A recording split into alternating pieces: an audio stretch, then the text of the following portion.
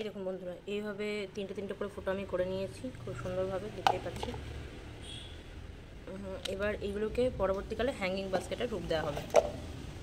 এখন আপাতত হ্যাঙ্গিং বাস্কেটে লাগানোর জন্য সেরকম কোনো গাছ আমার কালেকশনে নেই। নার্সারি গিয়ে আগে সেগুলো নিয়ে আসবো, তারপরে নিয়ে এসে এইগুলোকে লাগাবো। আপাতত আমার বাগানে 3টে গাঁদার চারা বাড়তি পড়ে আছে, তো সেইগুলিকে লাগানোর জন্য টব পাচ্ছিলাম না। তো ভাবলাম যেহেতু এইগুলোর মধ্যে 4 ইঞ্চি টবের সমান মাটি ধরে যাবে, তো ওই গাঁদা গাছগুলিকে আপাততের মধ্যে লাগিয়ে রাখি। পরবর্তীকালে যখন হ্যাঙ্গিং বাস্কেটে লাগানোর জন্য গাছ নিয়ে আসবো, তখন এগুলোকে হ্যাঙ্গিং বাস্কেট করে নিয়ে লাগিয়ে, আর গাঁদা গাছ তো সিজনাল ফুল, তো ওগুলো গাছগুলো মারা যাওয়ার পর তখন এখানে মাটি দিয়ে হ্যাঙ্গিং বাস্কেট রূপ দেওয়া হবে। চলুন গাঁদা গাছগুলো লাগিয়ে ফেলি এর মধ্যে ঝটপট। আপনাদের কি মনে হয় 15 টাকায় এই যে 4 ইঞ্চির এই যে টবগুলো পেয়েছি লালনের, এগুলো কি সস্তা পড়েছে নাকি আর একটু সস্তা হতে পারতো? আপনাদের কি মনে হয় একটু জানাবেন কমেন্ট করে। আমার তো মনে হয়েছে খুব সস্তায় পড়েছে, তাই আমি নিয়ে নিয়েছি 10 পিস। তো আপনাদের কি মনে হয় সেটা অবশ্যই কমেন্ট করে আমাকে জানাবেন। ধন্যবাদ।